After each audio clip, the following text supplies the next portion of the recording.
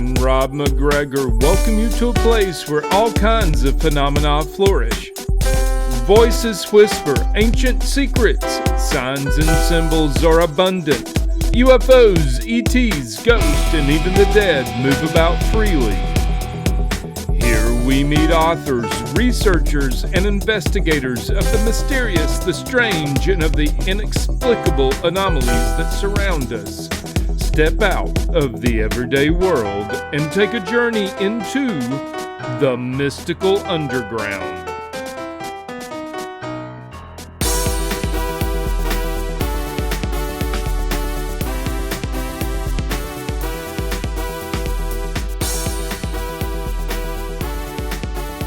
Really helps. So, all right, we'll go ahead and get started in 3, 2, 1. Welcome to the Mystical Underground. Thank you for joining us. This is Rob McGregor and Trish McGregor and our producer and tech magician, John Posey. You can go to themysticalunderground.com where we make regular blog posts and where you can find out about our books. Among them are Phenomena, Harnessing Your Psychic Abilities, The Secrets of Spirit Communication, Sensing the Future, and Aliens in the Backyard. Our latest book is called Mind-Blowing Synchronicities, the latest science, stories, and research. Trish's latest novel, White Crows, and Rob's most recent novel is called Tulpas.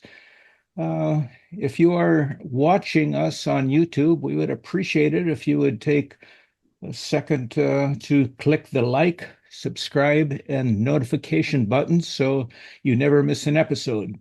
If you prefer to listen to the show, it is available wherever you listen to podcasts. Please subscribe there.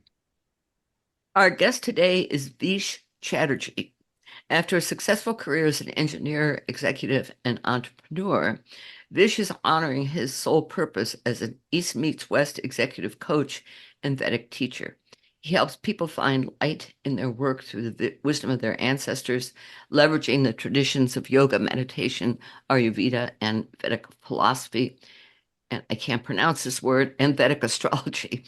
His coaching practice, Head and Heart Insights, serves clients across the globe, and he's a faculty coach and educator for the Berkeley Executive Coaching Institute at UC Berkeley. Vish holds a BS in Mechanical Engineering from Northwestern University, an MBA from the University of Michigan, and an Executive Coaching Certificate from UC Berkeley. He's obviously been very busy. Vish has studied in traditional Himalayan ashrams and at the Chopra Center for Wellbeing. He was born in the bustling city of Hong Kong to Indian parents, has traveled to over 50 countries, and can get by in 7 languages. He resides in Redondo Beach, California, within a bike ride to the Pacific Ocean. He's a married father of 3 and is often found cooking with his family, working in the garden, and tinkering in the garage. Vish held public office as a board director for the Beach Cities Health District in LA, and is the author of The Business Casual Yogi, Take Charge of Your Body, Mind, and Career, and the newly released Astrology Decoded, The Secret Science of India's Sages, through Mandela Publishing. Welcome, Vish. Welcome, Vish. Thank you, Trish. Thank you, Rob. Appreciate the kind introduction. Boy, that's quite a bio. Yeah, You've been right. a busy guy. Yeah. Oh yeah, like 4 or 5 careers in one lifetime. Oh, Right, really? yeah. I mean, is That's that part in of your my- chart? Yes, it is. It Is actually. it? Yeah, I fought it for a long time. Before I got into astrology, I was fighting every step of the way. And then once I figured out astrology, I'm like, oh, okay, that's why. And then I started to relax about the whole thing. Wow. Okay, well, as we were talking before, I'm a Western astrologer and understand nothing of Vedic. So I was fascinated by your book because there's so much I don't understand. Hmm. So when you cast a chart, how does the Vedic method differ from Western astrology? I know that's kind of a complicated question, but Yeah, let's start with that. So I don't know a lot about the Western astrology system, so please correct me if I say anything incorrect, and if I offend anybody, please stop me in my tracks, because I've got a bit of a Indo-centric view because my ancestry is Indian, and the Vedic astrology system comes from ancient India. And, I think part of it is that Vedic astrology was something that originated, we believe, 10 to 15,000 years ago in India, in the it wasn't called India at that time. It was called the Indus River Valley Civilization They're at the foothills of the Himalayas near where current day Afghanistan, Pakistan, and India kind of meet. And these were these very enlightened beings, like almost like superhuman beings that had the ability in deep states of meditation to almost commune with the universe and hear things. And so this is called a heard tradition. We use the word shruti, that was heard and remembered. And they came up with this system to understand human consciousness. And from those teachings came the yoga system, the Ayurveda mind-body medicine system, the whole, Vedic philosophy and the pantheon of mythology and deities that comes with it. And from that same people came this Vedic astrology system. And it was an integrated system communicated in oral form for thousands of years, till we believe about 5,000 to 7,000 years ago, it was finally written down. Who and wrote those, it? well, they're called the Vedas, and it was these enlightened sort of seers and sages that started to write, and they wrote it in poetic form, in poetry. So when you read the poetry, unless you have the consciousness, you won't absorb the information. It's sort of coded within poetry and mantras and rhythm, basically. And so then over time, India got conquered by the Mughals, the Muslim Empire, and then the British Empire. And along those times, in order to conquer the people, they sort of subjugated all of the indigenous systems. And so Western education, Western way of thinking was sort of favored. And, Vedic astrology sort of got pushed to the sidelines. And of course, as we know, the Greeks, the Egyptians, the Mesopotamia, all the Babylonians, they sort of were able to kind of almost borrow from that Indian tradition and create their own systems, which then descended into modern day Western astrology. So you could say that Western astrology has links, not directly, but indirectly, back to the original Vedic system. Yeah, I was going to ask that question next, whether Western astrology was created independently or there was a link from the East. Yeah, so there is definitely linkages. However, we also have to remember that, conscious people tap into the meaning of the universe at different times in history. Right. So, for instance, I was in Peru earlier this year, and I went to visit the temples of the Inca people. And you can see that they had a consciousness that matches up with what the ancient Indians thought about. But ancient India was, 15,000 years ago. They said, hey, the sun is our supreme planet, and the sun is connected to the metal gold. And so if we want to activate sun energy, use gold. Then, thousands of years later, the Peruvians, all of their, sun temples were lined in gold. They had gold walls, like gold, plates that were lined up the walls. So you could say, oh, did the Peruvians learn it from the Indians? No, they tapped into universal consciousness and came up with a system that matched the truth of the universe. Wow. So you could say that in Western astrology, Western astrologers at a very conscious level are tapping into the meaning of the universe. So some of it may be borrowed from other traditions, and you could link that back to the Vedic, but some of it is through human consciousness and intelligence. So Trish, I want to get back to your question: is what is the difference in the chart? Because that's kind of the question. So the Vedic system picked a fixed point in space, and there's a star. We call it Chitra, but I think the English word is Spica, maybe Spica, Spica. So we pick that spot in space. We draw a line directly from there, 180 degrees across, and we call that 0 degrees of Aries.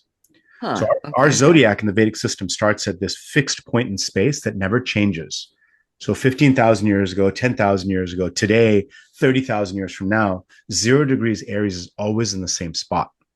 So when a Vedic astrologer says, hey, your Mars is in Aries, that's the same throughout the ages. Now, in the Western system, as I understand it, and please correct me, Trish, is that the 0 degree point of Aries shifts over time. Right. So depending on the sunrise in the spring, the spring equinox, that vernal equinox point, wherever that happens, that becomes the 0 degree marker of the beginning of the zodiac. And so it shifts. And right now it's shifted about 23 degrees from where it started around 200 AD is when the two zodiacs were aligned.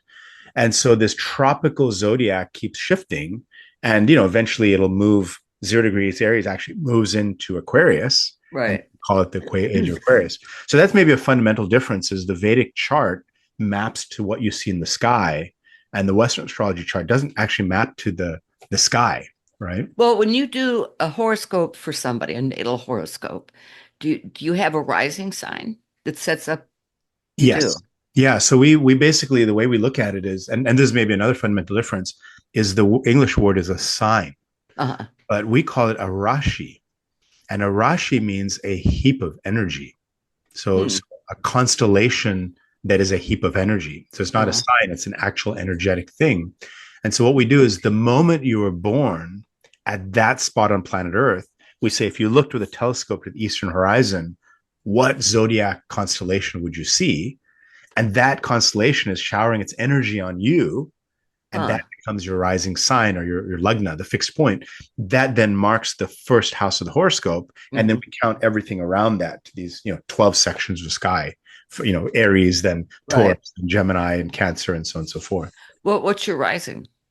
So I'd like you to guess. Oh no, I have to talk to you some more first.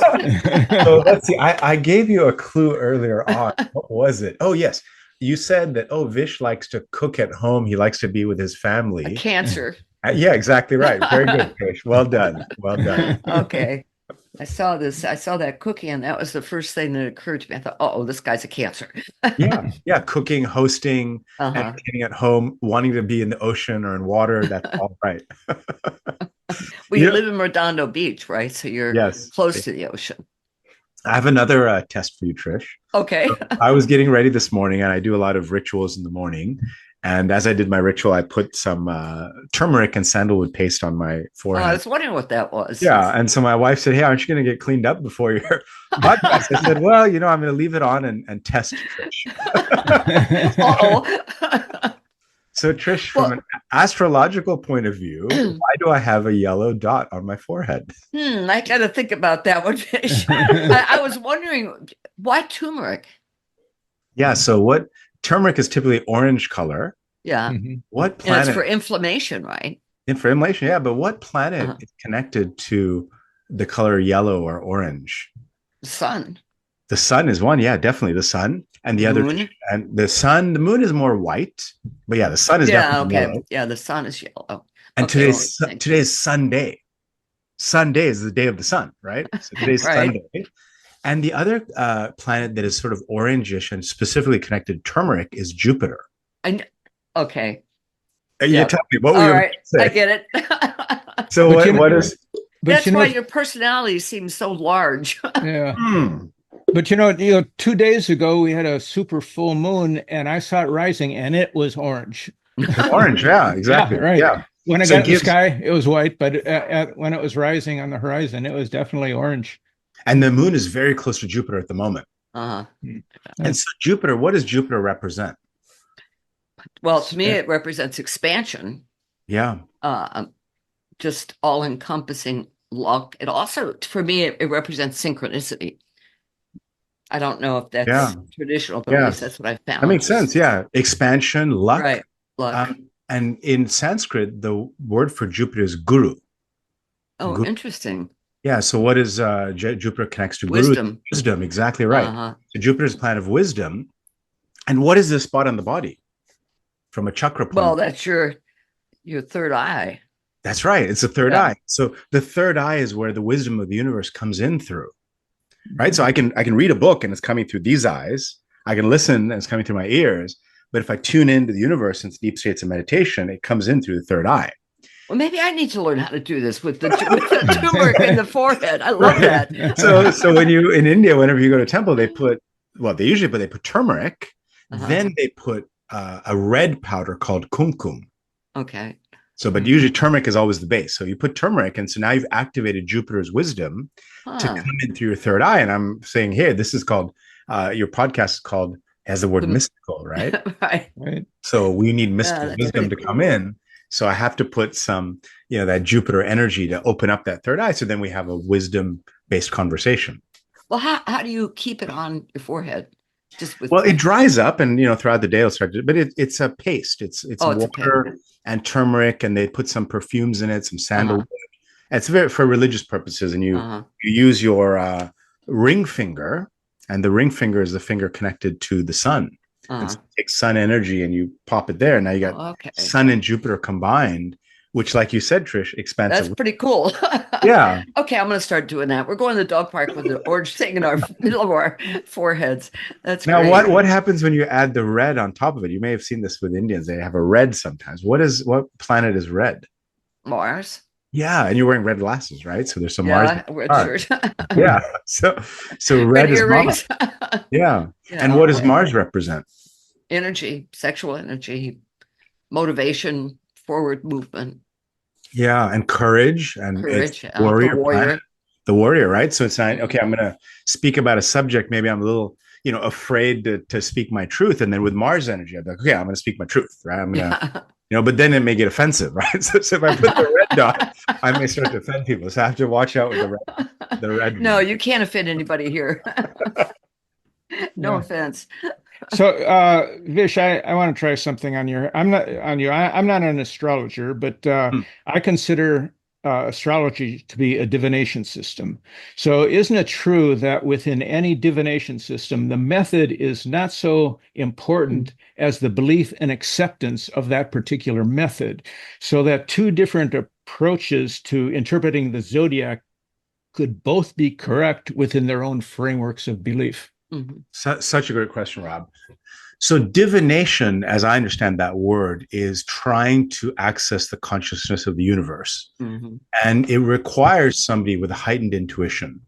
So somebody, if they throw some rune stones or they use tarot, they use a chart that's not, connected to the sky, with their intuition, they can pull out the nature of the universe and the consciousness of it and do some really powerful things for people.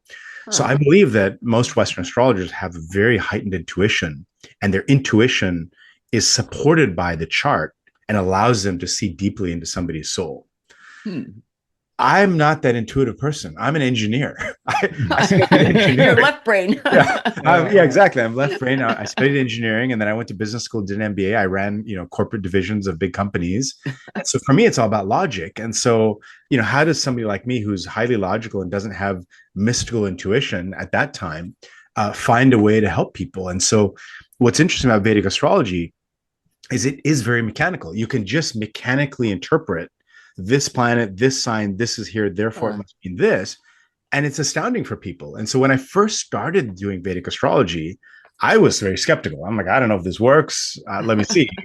Somebody would come in front of me and say, well, it looks like when you were born, Mars was directly overhead. That's the 10th house. That's career. Mars is the executive warrior. Do you get angry a lot at work? And they're like, oh, yes. I'm the CEO and my employees don't listen to me and I'm always yelling at them. And I was told I have a temper problem. And I'm like, oh, wow. How did I get that? It's just mechanical, right? And now using the mechanical sort of this planet, this sign, this location, and then, interacting with clients, I started to get the feedback loop and they're like, yeah, you're right. Oh, wow. How did you know that? And that started to activate some intuition for me. So that's where the intuition started to improve. And now I can sort of bolster the basic logic with intuition. But what I liked about the Vedic system is, intuition aside, for everyday people who aren't, open, they can still get a lot of value out of it, relying on their own sort of mechanical interpretations. How does Vedic astrology interpret the north and south nodes of the moon? Yeah, that's a very good question, Trish. And I still don't know how the North Node and South Node are interpreted in the Western system. As I understand Western, it's a destiny point or a karmic point. Is that what you call it? Well, I think my interpretation is a little bit different. I always look at the South Node as the traits you've brought in from other lives, the things you're comfortable with, whereas the North Node points to what you should strive towards to evolve at every level. I don't know if that's that's my interpretation. That lines up. Yeah, that's right. Okay. And what are they in space? Like what are the actual nodal points? Of the moon. Of the moon? Right. Yeah. Yeah. So in Vedic astrology, we call the North Node Rahu and we call the South Node Ketu. And they are the severed heads of a serpent, severed head and tail of a serpent. Okay. Okay. Vedic astrology has a lot of mythology around it. And so as an astrologer, a lot of times when you know the mythology and somebody tells you their life story, you can map it to a mythological story. Huh. And you know where that story is going. So a lot of times I'll say, you know what? I've seen this story before. I know it's where it's going, and I can make a prediction off the mythology story, and that'll happen for the client. They're going to lose their head. No, not like that. No, I'm kidding. But yeah, no, you're right. Actually, no. Yeah. Rahu and Ketu, people lose their head. Literally, they not in a literal way, but in a figurative way. They lose their head. They lose track of which way to go in life. They have a crisis of direction. They can't think their way through it. So the way the story goes is that there was a war between the gods and the demons. And the gods, you could say, are the higher nature of ourselves, and the demons are our lower nature, right? And the lower nature demons were winning the war. And the gods started to get very, very scared. And they said, look, we're going to be annihilated. The universe will be plunged into darkness. What do we do? So they went to the Supreme Lord Vishnu, and they said, oh, please, Vishnu, you're the Supreme Lord. You got to help us, because we're going to get annihilated. Dark forces will take over, and it'll be the end of the universe. Kind of like a big Star Wars epic here, you know? And so the Supreme Lord said, well, it looks pretty bleak for you. Yeah, you kind of Sorry, don't have guys. Yeah, sorry, it's looking pretty bad. But there's one hope. There's a pot of nectar, the nectar of immortality. And that pot of nectar lies at the bottom of the Milky Ocean, kind of the Milky Way, you could say, is the star constellation. And if you can churn up this Milky Ocean and make it kind of thicker and creamier, it'll get buoyant, and that pot will rise to the surface, and you can take that pot, drink it, and become immortal and survive the war. Oh, wow. But now you got to churn this ocean up, and you're too weak because you've been destroyed by the demons. So you actually need the help of the demons. So now there's the higher nature having to work with the low natures. The gods go to the demons and say, hey, demons, we got this line of sight to this great pot of nectar. Let's all work on it together and we'll share it, right? And the demon's like, yeah, sure, we'll share it. Wink, wink, right? So they get together, they get a hold of a mountain, they stick this mountain in the middle of the ocean. And so the mountain, you could say, is the two pole stars, right? Stick it in the middle of the Milky Way ocean. And the gods get a hold of a snake and they wrap it around the mountain. The gods get the tail end, the demons get the head, and they start pulling and pushing the snake, rotates the mountain, churns up this Milky Ocean.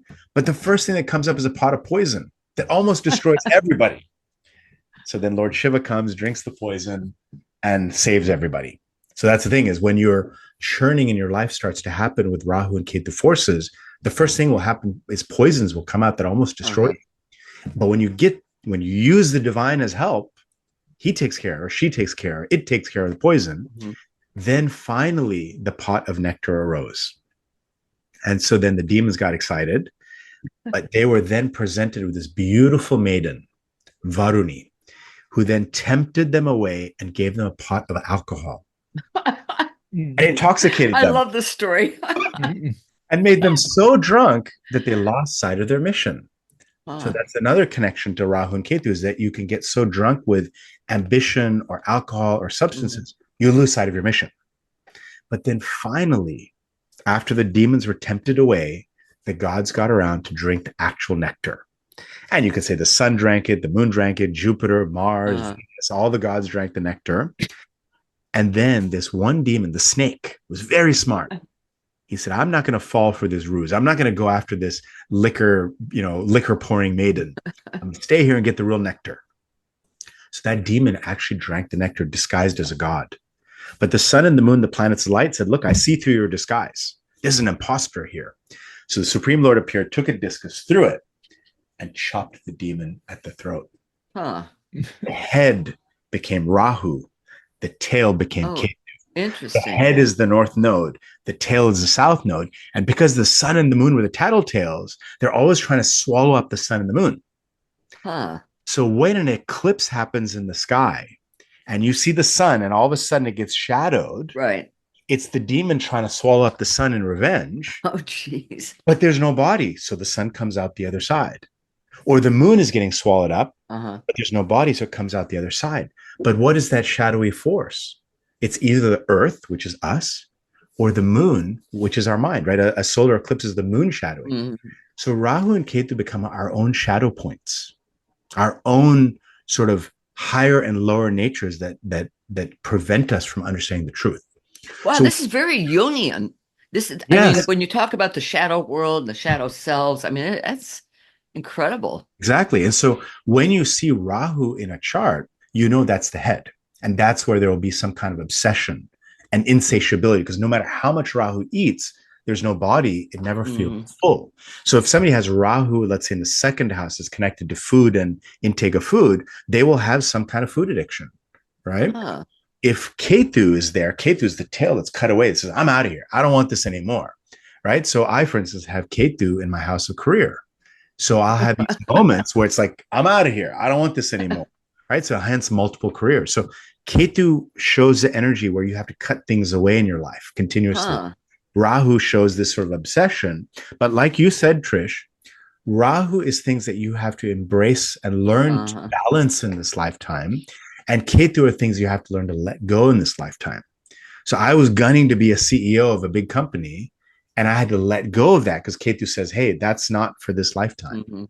Right? Interesting. Yeah. So Vish, was there any incident in your life that brought you from being an engineer to taking up Vedic astrology? I mean, that seems to be somewhat in contradiction in some ways. It does at first. Now, what's interesting is India, most Vedic astrologers have some kind of technical background. So most of the astrologers in India are engineers, lawyers, like they're in very logic-driven professions because like I said, a lot of logic involved. And then I would say, I started out as an engineer. I was actually an engine engineer. I worked on engines in the auto industry in Detroit. Then I went to business school, got an MBA. And then I went into the management ranks. And in the management ranks, when you rise up, you realize it's not about the technical expertise, it's about the people expertise. And so it became a lot about understanding people and motivating and inspiring people around a project, understanding the market and delivering the right product to the market. And along the way, as an executive, I had a lot of training on how to deal with people, right? So you start being a psychology element into it. And when I finally sort of, had the wake up call to get out of the corporate mess, I decided my path was to run a startup. And so I did a startup. And if anyone of you listening have done a startup before, it is just a trial of the soul. And so I came out of that. And when my startup was starting to fail, I had a few people come to me and say, hey, Vish, I'm in this, high growth career path. I was wondering if you'd consider coaching me. And so I said, interesting. Yeah. So I said, I'm willing to take your money. So sure, here's my rate. I'll coach you. And I started coaching. And whatever I was doing then, I didn't quite know it. I was just advising based on what I knew from my executive career and my MBA. I started getting referrals and I started to build this coaching practice of clients. And at some point I had a sizable coaching practice and a miserable failing startup. And I decided, you know what, let me go all in on coaching, but let me get some coaching education. So I went to UC Berkeley, did their coaching training, and realized what I'd been doing all along was not coaching at all. It was advising. And one of the things they taught us is to really recognize the wisdom of the client and help facilitate that wisdom to come out in the executive world. And I tried to figure out what is unique about me as a coach. And I'd been a practitioner of yoga and meditation for about 22 years at that point, 20 or so years. So I said, you know what, I'm going to work on being an East meets West coach, combine the yoga world with the coaching world, bring the teachings of the yoga philosophy and system into management and leadership. And it was when I started doing that the yoga learning opened up to Ayurveda, the mind-body medicine system. Interesting. And then the Ayurveda opened up to Vedic astrology. In the corporate world, there's all these personality tests, right? Myers-Briggs, type indicator, strengths finder, disc profile, all these personality tests. And I'm like, look, I just came across the ultimate personality test, Vedic astrology. And so I use Vedic astrology with my executive clients, and it gives them insight into their leadership journey and when, timing events, timing of when's the right time to buy a business, sell a business, hire a team, fire a team, those kind of things. Well, let me ask you a question. Yeah. How do you see, you mentioned the second house being food.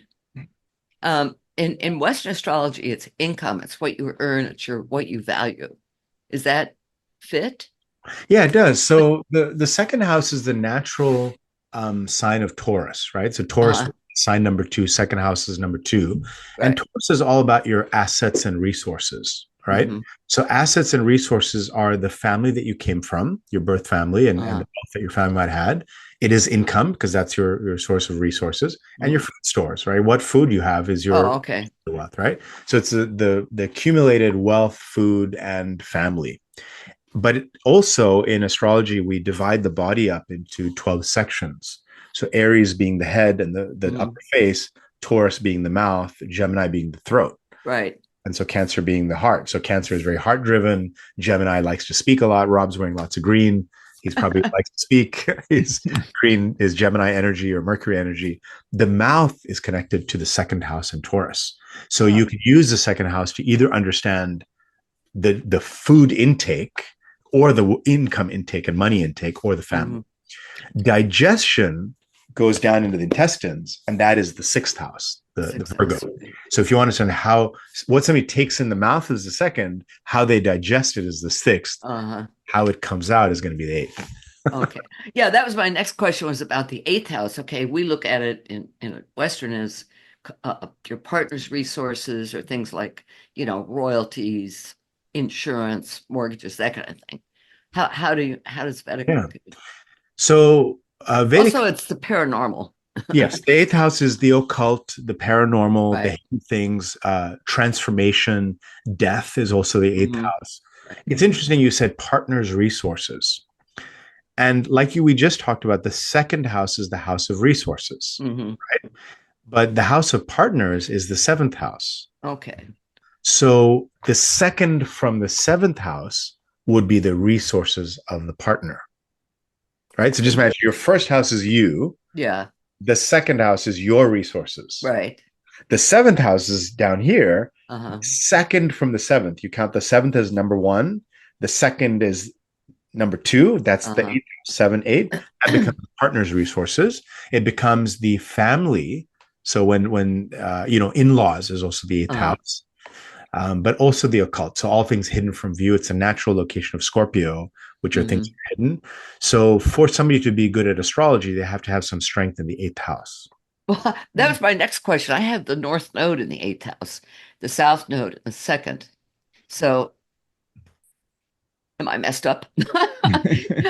No, well, first of all, we have to do the math right? So is it, astronomically speaking, is the North Node in that eighth house, right? Because if the Western calculation is 23 degrees off of the sky, right? Hmm. So when you correct it to the actual sky, then we're saying, okay, what's the energy in that part of your life? So if the math is correct and Rahu is in the eighth house, Rahu is the North Node, Rahu is the, can't get enough. I want more. I want more. And the eighth house is the occult. So you would want more and more of occult knowledge, paranormal Uh-huh. knowledge. You'd have almost an obsession around these hidden from view subjects, That's true. right? Okay. And Yeah. what about the second? So then Ketu goes in the second, and Ketu is saying, "Hey, I'm out of here." And the second house is family and wealth and income. So you may have had to sort of walk away from your family a little bit, your birth family specifically, where you're like, "Hey, I'm not accepted by them. I need to do my own thing." And then that second house also, like, I might have to give up a career that could make a lot of wealth, but I had to give that up to pursue my interest in Interesting. paranormal. And again, that is only correct if the math lines up. Yeah. Guy. So what is your ascendant degree? Do you know that? It's Scorpio. Yeah, I think it's 0. Hold on. I gotta look here. Yeah. I can look it up for you too if you want. It's 0 and 40 minutes. 0 So degrees. 0 degrees, 40 minutes. Okay, in Scorpio. Yeah. Right. So the Western 49 minutes. I'm sorry. 49. So it's not even a degree into Scorpio. Right. So that's tricky, right? Because and that's a Western calculation, right? Mhm. Yeah, I don't have the Vedic. Yeah. So usually what happens is you move a sign back. The Western, like, for instance, like if you were Scorpio, you're probably actually a Libra by actual calculation. Uh-huh. So if you were to stand in front of the hospital when you were born and you look to the eastern horizon, it would actually be the constellation of Libra. Oh, interesting. Right. So it ends up Okay. moving back. Are you a Cancer in both systems, or? So it depends, right? Because in Western system, do you go by the sun sign or the rising sign? Both. Both. I mean, I Okay. use both, but Yeah. In the Western system, my sun sign would be Cancer because I'm born on June 23rd, right? So Okay. that's the sun. But if you actually correct it to where the sun was in the sky, the sun was in Gemini. huh. Hmm. So, So and that's where you get your communication ability. yeah, because the Yeah. sun is technically speaking in Gemini per the sky, Uh-huh. but per the Western chart, the sun would then be in Cancer. So same thing, I would think then if we shift by one sign, my rising sign in Vedic is Cancer, Mhm. but if you subtract 23 degrees, Uh-huh. put it into Gemini. So as a Western astrologer, you'd say, oh, you're Gemini rising. Uh-huh. Well, Right. now, do you use software, Vedic software? Yeah. Yeah, there is. Okay. Yeah, you have to calculate. I mean, there's so many calculations, right? So for you, for instance, if you're a Scorpio rising and at 40 minutes, which is let's say less than 1 degree, Uh-huh. and you subtract that 23-degree difference to the sky, it would actually put your rising sign in Libra. hmm So then if we do that, then what I want to know is what happens to your eighth house and what happens to the nodes. That's what changes, right? Hmm. But So, that would put Scorpio in the second house, which means you make your income through the paranormal. well, that's true. Is that your primary work is in the paranormal space? Yeah, I mean, that's what we write about. Yeah, I exactly. write paranormal fiction. You know, we've done a lot of paranormal nonfiction books. Yeah, So that fits. that I would be think I think I yeah. like Vedic better. Well, and It just goes on. It goes deeper. I mean, it really goes Yeah. deeper. Yeah. well, and Ah. just real quick, and maybe I missed it, but Vish has said a couple of times if you take into account the 23 degrees. So, and if you explain this already, I'm sorry if I wasn't tracking, but when you say that, what's the where does the 23-degree differential come from? Yeah, good to clarify that. So remember, we talked that the Vedic system is based on the 0 degrees of Aries being a fixed point in the sky. And so it never changes. But the Western system, 0 degrees Aries, is based on the sunrise in the spring, the vernal equinox point. And that shifts every year. So every 72 years, the Western zodiac's beginning point shifts by 1 degree. Huh. So every 72 years, you shift a degree, because the Earth, when it rotates it, there's a wobble on its axis. So it's called the precession of the equinox. So as the Earth wobbles, when the sunrise happens in the spring, it's at a different spot every year. And every 72 years, it recedes by 1 degree. And so now it's receded by 23 degrees. And so if I go 23 degrees times 70 years, we get to approximately 200 AD in the past. 200, the year 200 was when both Vedic and Western lined up. But then the Western has drifted, and the Western has drifted to the sky. And so a lot of times I'll say, and this is where maybe Western astrologers get offended. I said, look, stop looking at your computer screen and your chart. Look out the window, see what's out there. It doesn't match, good. you know. Whereas the Vedic astrologer look at the chart and look at the sky, and the two line up, right? That's interesting. Yeah. And so some Western astrologers are shifting, though. Some Western astrologers are using what they call sidereal calculation. And sidereal calculation, so the sidereal Western astrologer is using the accurate position to the sky, what's observable in the sky. Oh, so that coincides with Vedic. Yes, sidereal Western would coincide with Vedic. Yeah. Yeah. Vish, I've had one Vedic reading. It was at an Indian festival I went to, and it was probably 15, 20 minutes long. And I think he called me, I'm a Western astrology, I'm a Taurus. I think he called me a Gemini. Well, you were a double Taurus with rising and sun. Yeah. So this reading, it was very negative, but very accurate. I mean, he didn't cheer me up at all. But what he said it turned out to be quite true. So, I was impressed in a kind of a sad way about that. Uh, so, um, I was, So what are you? So, yeah, so that's what's interesting is he said you're a Gemini rising. I called you a Gemini rising on the show today because I saw your Uh-huh. clothing, right? So I said, look, he's wearing a green hat. He's wearing, and the head is the first house. Even your blurred background has a green tint to it. okay. That's The shirt is true. green. And so I would say, okay, that's a Gemini rising. And Wow. Trish, when somebody's a Gemini rising, what is the planet that rules Gemini? Mercury. Mercury. So Mercury is Yeah. a green color. Now, then you go to Vedic Astrologer and they give you a very accurate reading that can sometimes be a little bit jarring because it's like, okay, this is going to happen this day, this is going to happen that day. And you're like, wow.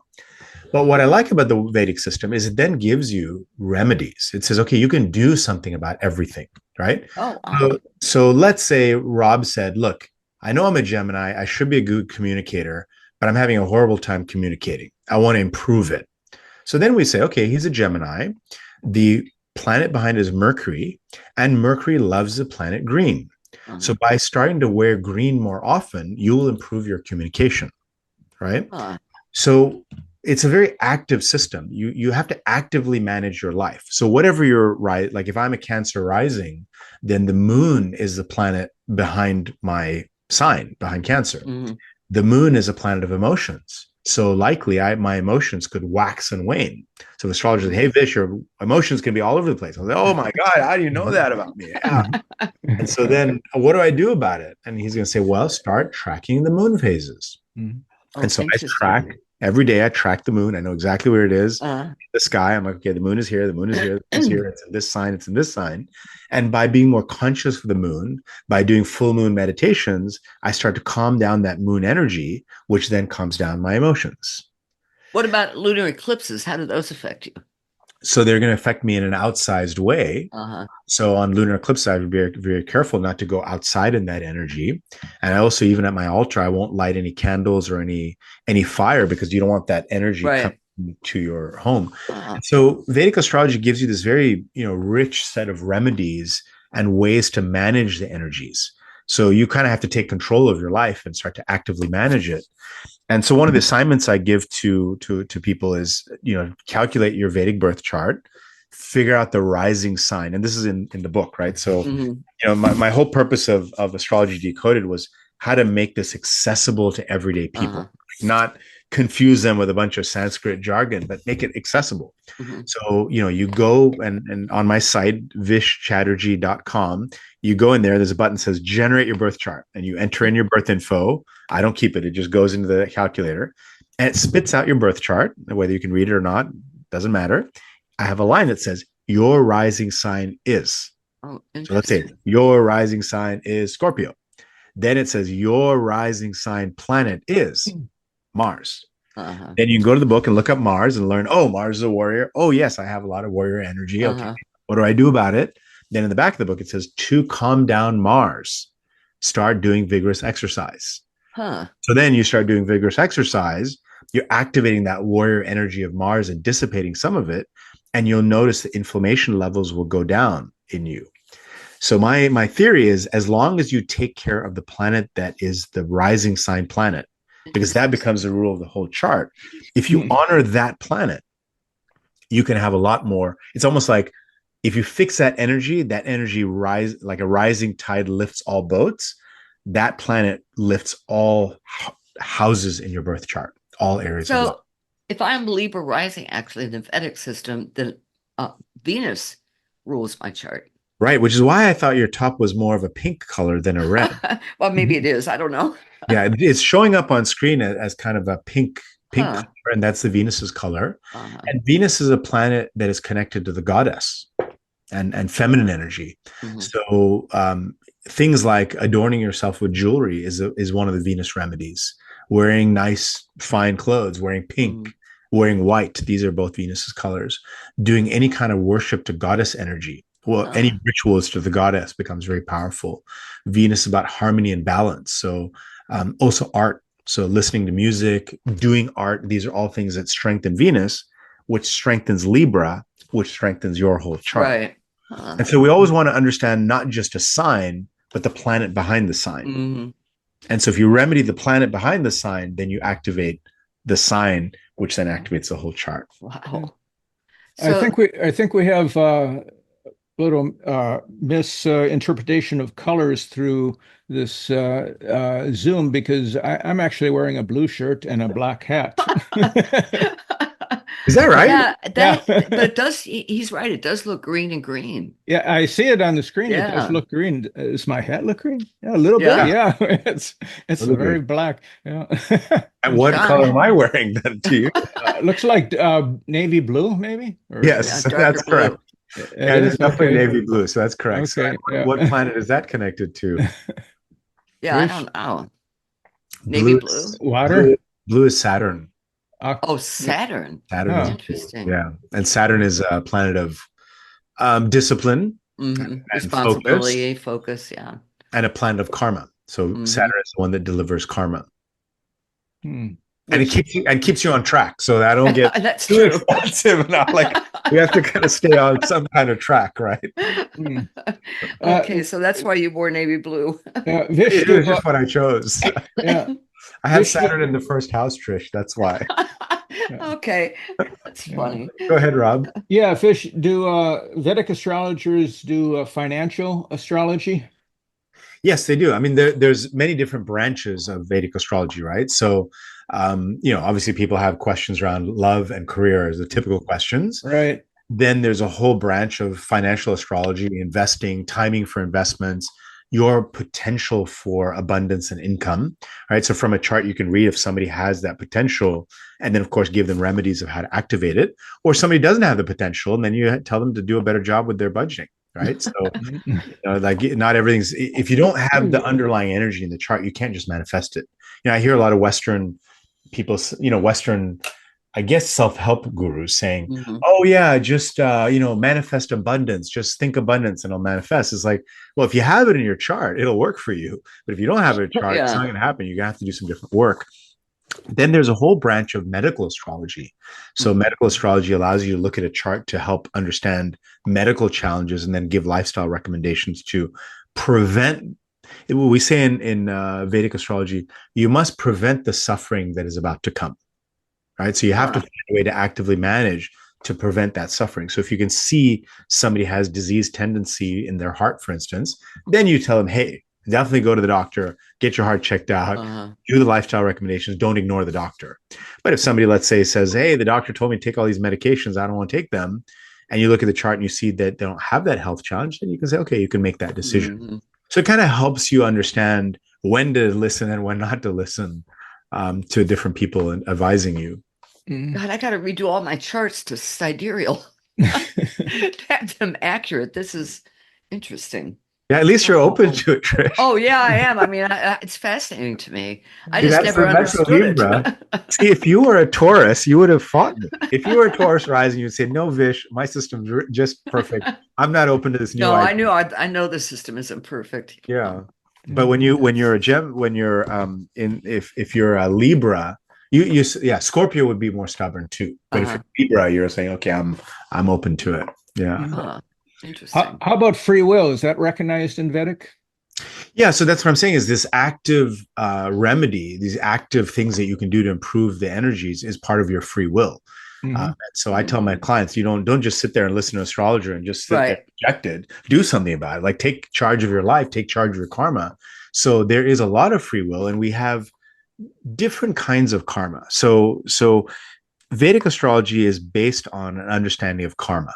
And karma that happens over multiple lifetimes. So I think, in the Western world, there's a debate: is the reincarnation real? Is it not real? And Vedic system is just a given. It's like it's like asking, is gravity real? Prove it to me. Well, so karma is a real thing, and reincarnation is a real thing. It's understood in the Vedic system. And so every lifetime, all the things that you do create a balance sheet, right? So I'm going around a whole life and just being horrible to people. I'm creating a negative balance sheet. I'm going to pay that back, but I'm not sure when. So one lifetime I was horrible. Next lifetime I was horrible.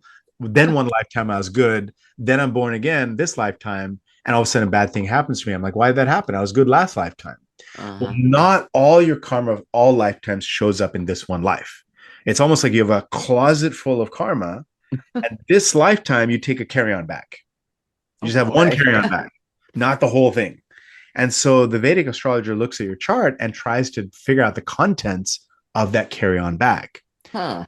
And some of those things, because you did some really, bad or really good things, it's a fixed karma and you can't do much about it. It's going to happen.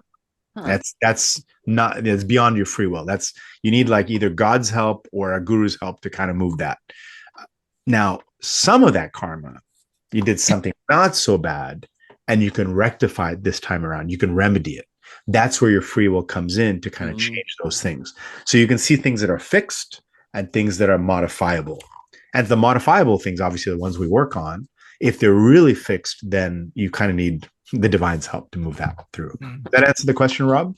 Wow. Yeah, I think so. I think in the East, there's a lot more belief in astrology than in the West. I think in Nepal, in fact, astrology is used as part of the government. And India. Plays a factor. Yeah. And Indians in America today. I mean, there's at least 1 billion people that rely on Vedic astrology as their day-to-day activity. Because you've got the Indians in India, the Hindus especially, because the Vedic system was, let's say, 15,000 years old. Then 8,000 years ago, the Hindu religion came about, and the Hindu religion borrowed from the Vedic system. Mm-hmm. So a lot of the Hindu practices map as a child or a descendant of the original Vedic systems, right? So today, every Hindu festival is based on astrology. Wow. When we celebrate Diwali, somebody says, "Oh, it's Diwali." Why did this is Diwali? Because an astrologer looked at the planetary alignment and said, "Okay, this is the day of the festival." Oh, interesting. So all Hindu festivals are based on astrology.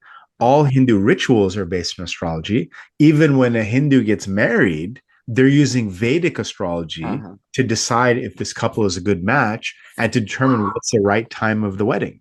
Most Indian politicians have an astrologer. They wear, if you look at Indian news, you'll see they all have rings, and all the rings are gemstones connected to different planets. So it's very much an alive, unbroken system from 15,000 years ago, adopted by modern Hindus, even though they don't realize it comes from the original Vedic system. So today, if I say, I want to do a Hellenistic ritual or an Egyptian ritual, I can't find a living person to teach it to me easily, right? It's kind of like we're trying to understand it. But if I want to do a Vedic ritual, I can go to Hindu and say, "Hey, what are you doing?" They don't know what they're doing. They're just doing it because they're supposed to. It's a religion, right? Religion tells you just do this. But behind it is the Vedic. So for instance, most Hindus, they go to the temple and they get a yellow dot put on their head, and they have no idea why. They're just like, "Well, that's what you're supposed to do. That's what the priest told." But an astrologer can say, "Wait a minute, this is coming from your original Vedic tradition that understood Jupiter as a planet of wisdom and expansion and good fortune, and that's the third eye of your knowledge. And so the priest is doing that for this reason." So what I found is Vedic astrology helps me explain why people do the things they do. That's what's been brilliant for me as an engineer. I want to know why people do what they do, right? And hey, real quick, and just kind of out of left field, but Nancy Reagan took a lot of heat back in the 80s for having an astrologer on staff. Yeah. So. Yeah. But that was a Western astrologer. Yeah. True. Yeah. But again, the Western astrologer has so much intuition ability, they overcome because, the way I explain it, and Trish, again, please correct me if I'm wrong, is by using a tropical zodiac, you're mapping what is present in somebody's ego today, right here, right now. So you're understanding the person's psychology of the season, right? Because our psychology changes over time. Right. It has a lot of validity. And when a talented Western astrologer uses the rising sign and interprets the chart, they're using their intuition combined with a map of the sky to the current season to help the person understand that season. So it has validity. It doesn't have the same sophistication of remedies and rituals and deities and mythology and planetary periods. And I don't even think you know about the concept of divisional charts. That's a whole nother area. Yeah, that's yeah, go ahead, Rob. Yeah, I think Trish uses a lot of psychic ability in her astrological readings. I mean, she really blows people's minds, including mine. When I met her, this is over 40 years ago, Mm. and I had, gone through college where, you know, astrology was something that was not considered to be a legitimate science and something worth looking at. But I had also always been from a family that was very mystic oriented and open to the paranormal and the mysteries of the unknown, I should say. Mm. And so when I met Trisha, I was somewhat skeptical, but I was open to seeing what she would say, because I had just met her. She didn't know me at all, and it was like she talked to me as if she had known me all my life. It was quite astonishing, and so I married her. Yeah. Yeah, I mean, I'm sure there's some past life connection. I think we all come across people that are past life connections. I mean, it happens all the time. It's a glance at the street and you make eye contact and like, oh, there's a familiarity, right? Yeah. But there's certain people that had a very deep role in our lives, and they're more than just a familiarity. And so you feel like you've reconnected after lifetimes. Right. And there's just sort of like now you have to continue the work that you left off with last time around. Mhm. Yeah. And when Well, go ahead. yeah, and when I met Trish, I was actually working as a journalist, a newspaper reporter, and I was interviewing her. And afterwards, she went home and told her roommate, "I just met the man I'm going to marry." Well, I knew it. She told me that later. I mean, it was a surprise to me because I was married at the time, but it still happened. Yeah. It's incredible. Yeah. And Trish had the powers to know, right? Because of the psychic abilities. So psychic abilities, Trish, are connected to Ketu, the south node. Oh, the south node. Okay. Because Ketu had its head cut off. Uh-huh. So the head contains all of our logic. And when you cut off the logic, then you have the intuition. Right. And a heightened intuition is the psychic ability. So Ketu is the marker for people who have psychic abilities. And usually they have Ketu somewhere with the moon, typically. So even though the moon is an eclipse point, it sort of goes beyond. Right. In Indian system, we have Lord Ganesh. So I have Ganesh behind me. And Ganesh's story is that he had his head cut off because he was a boy and he was trying to guard his mother, and dad came home and dad didn't recognize the boy, chopped his head off. And then mom got really upset and said, "Hey, why'd you chop our kid's head off?" And said, "Oh, I didn't know." And he grabbed the elephant head and put it on. But the story behind the mythology is that only when Ganesh had his head cut off was he able to access the wisdom of the universe. So he's sort of the keeper of the wisdom and the reminder that your logic can only take you so far. You have to go beyond the logical mind. And people like Trish already have that ability. The rest of us are sort of learning and training ourselves along the way. Now, do you remember? Do you have memory of your past lives? Any of them? I did not, and I would have sort of looked funny at you if you'd asked me that years ago. But I was with Deepak Chopra, and Deepak took us through a past life regression in our training, and I saw myself as a priest in a temple in India, in Varanasi. And in this life, I've actually been to that temple, and I remember I was walking along, and I heard this man chanting by a fire. And I just felt attracted. So I sat, and it was a family shrine. It was actually at somebody's home, an outdoor shrine on the banks of the river. And I just went and somehow sat down there, and he didn't get offended. He just let me sit.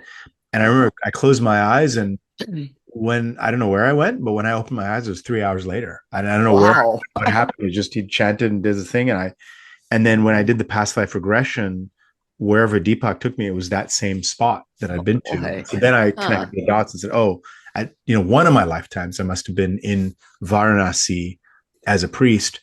And then I'm like, still like skeptical, like, is that true? Did I make that up? That connection. And then when I went for my yoga teacher training in the Himalayas, my yoga teacher, as part of that, they give you a spiritual name. And he goes into deep states of meditation. And the name that came to him was the ancient name of Varanasi, which is called Kashi. Oh, wow. So I was like, all right, well, that's starting to be a little spooky. alignment. That's fascinating. Yeah. And now that I know how to read my chart, I look in it and there's a star constellation that is connected to being a priest. So that sort of fixed. Interesting. That's in your chart now? Yeah. So in the zodiac signs, we have the 12 signs, right? Aries, Taurus, Gemini, Cancer, so on and so forth, Leo, Virgo. We also use 27 distant constellations in the Vedic system. And those distant constellations are called nakshatras, and they give a much more deeper fidelity into understanding the sign. So even though, Cancer is a sign, within it, there's a distant constellation called Pushya. And Pushya constellation is ruled by a deity called Brihaspati, and he's the ritual master. So you start do you teach this stuff through Zoom? I want to be your student. Thank you. This is fascinating.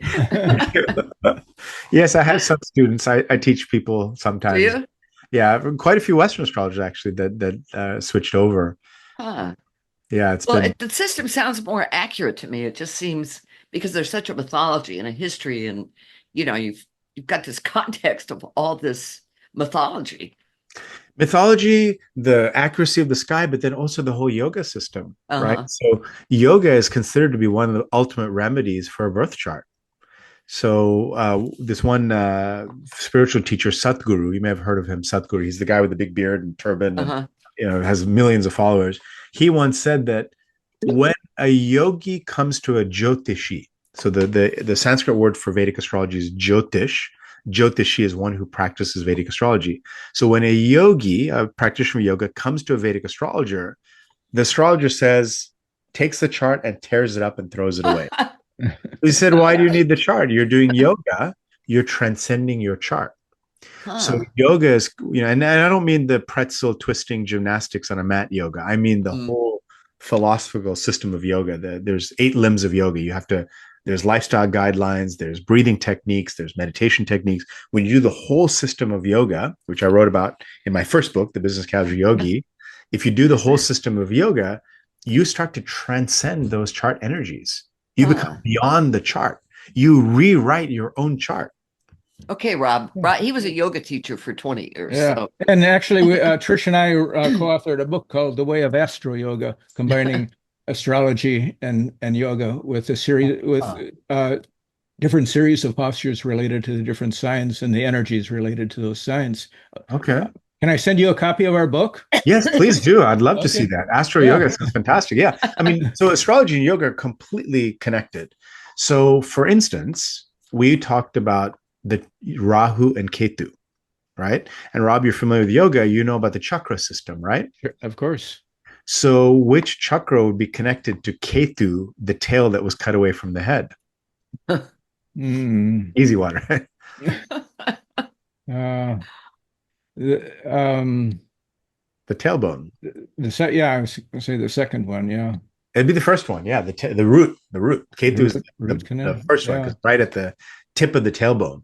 At the tip of the tailbone, not the sacrum. Yeah. Sacral is the second. And then Rahu is the head cut away from the body. That's the crown chakra. That's the head. Crown, right. Yeah. So Rahu and Ketu were severed into 2 and basically became discombobulated, right? Or whatever that word is, like decapitated. But as a yogi, you know that the Kundalini energy is described as a serpent that resides at the base of the spine. Right. Rahu and Ketu are serpent, the cut away. When a yogi works with their chakra system, they start with the root chakra, the Muladhara.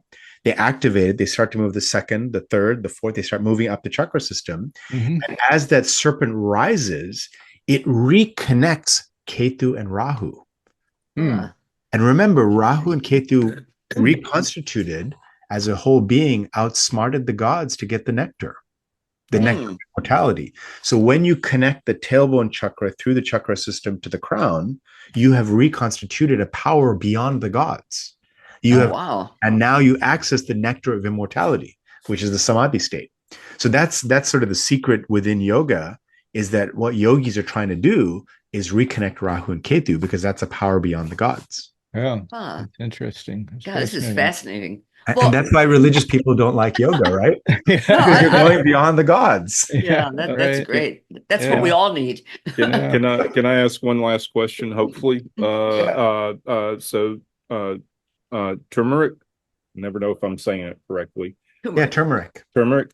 So on a practical level, because most of this is way over my head, but on a practical level, I started taking that about 4 years ago. All my life, I've had horrible allergic reactions, seasonal reactions and stuff. I started taking it, and they just went away. So, and as an anti-inflammatory, it seems to work wonders. And in part of the mythology you were speaking of earlier, you talked about inflammation and doing away with that. And so, I guess so. Having said all that, the question really is, where does turmeric fit into? So, as part of the third eye and stuff like that, I guess is the point. Yeah, you're being asked by a Leo sun. A Who Leo also sun, has okay. yes, who also has Yeah. Virgo rising in the Western. Yeah, so I mean, look, you can't walk around town with a yellow dot on your forehead. People would think you're a little crazy. I do it. I'm in California, so for me, it's no problem. I walk around with red dots and yellow If you're in dots. Florida, we might get But shocked. where does turmeric fit in? What is Yeah. the how does it fit into the whole thing? Yeah. So a few things, right? Think of yourself as a body, a mind, and a soul. 3 layers of your being. And anytime you want to fix something in your life, you want to tackle it from a physical body level, a mental, emotional level, and a spiritual karmic level, right? So turmeric's interesting because turmeric has a color that is soothing. Like my walls are turmeric, right? So when I see the colors of my walls, it has a mental soothing effect, right? If you see a picture, some people post on Instagram turmeric in a plate or turmeric colored food, and it's Right. soothing to the senses, right? So that's one aspect. The other aspect is you take turmeric physically, you ingest it in your tea or in your food, you cook with it. And as ingesting, it takes an anti-inflammatory approach. And modern medicine has figured that out. They're making all these supplements with curcumin. But the thing about modern medicine is they keep taking extracting the active ingredient and putting it in a pill. But then you lost the other parts of the plant. So, it has a fast acting effect when you do that. But on a long-term basis, you don't need that. You need the whole plant. So when you take a whole turmeric root, you grate it, you boil it in water, and you drink it as part of a daily regimen, you're going to calm inflammation down in your body because turmeric has an anti-inflammatory at a physical level. At an emotional level, it's a color. At a karmic level, you now take that and you put it on certain chakra points. You can put it on your heart chakra, your throat chakra, your crown, your third eye chakra, and now you've activated the spiritual karmic angle of it. So any remedy has a physical layer, a spiritual layer, and an emotional layer. And so I'm using turmeric at a karmic level. Mm-hmm. It's not like it's absorbing into my skin and going to my body. It's just activating a subtle energy chakra point. When you ingest it, it's activating, in your circulatory system, your digestive system, like that. I think we need to buy some turmeric roots, Rob. Right. No, it worked for me. So very good. Yeah. Okay, so where can? This has been great. Thank you so much, Vish. I feel like I got to take a class with you. Yeah. So my honor, Trish. Thank you. Tell people where they can find you and your books and all that. Yeah, so my website is vishchatterji.com. So VISHCHATTERJI. And the book is called Astrology Decoded, The Secret Science of India's Sages. Mm-hmm. And it has a foreword by a medical doctor, Dr. Sheila Patel, who is the chief medical officer of the Chopra Center. So it's sort of a medical doctor saying, hey, there's some real power in the system. And, I'm a skeptic, right? So for me, this was a journey into understanding a logical system that really passed my engineering test. And I urge you can go to the website, you can generate your birth chart. There's a link there to buy the book. The book's available worldwide, anywhere books are sold. Amazon's probably the easiest place to buy the book. And I do readings. You can find me again through the website. You can find me if you're interested in that. But you got to be ready for that kind of work. So I would say start with the books. Just buy the book, read the book. I have one final comment. Vish, you kept seeing green on me, even though I'm not wearing a blue shirt and a black hat. But you know what? I take notes at my desk all the time. with a green pen. green And pen. I use green ink. Oh, really? Green ink. Yeah. Now, that would be a remedy for Mercury. You would be to write with green ink. Right. That's Mercury is fun. a planet of writing and communication. Yeah. And if you started writing mantras with green ink, it could be very, very powerful for you. Yeah. Huh. Right. I got green walls. Okay. And media, yeah. So it was really, really enjoyed this conversation. Oh, this has Okay, been great. thanks. I That hope was all the great. listeners enjoyed it. I hope you Yeah. enjoyed it. I hope it wasn't too Great. heady. No, and no. It was very good. Thank you very much. John,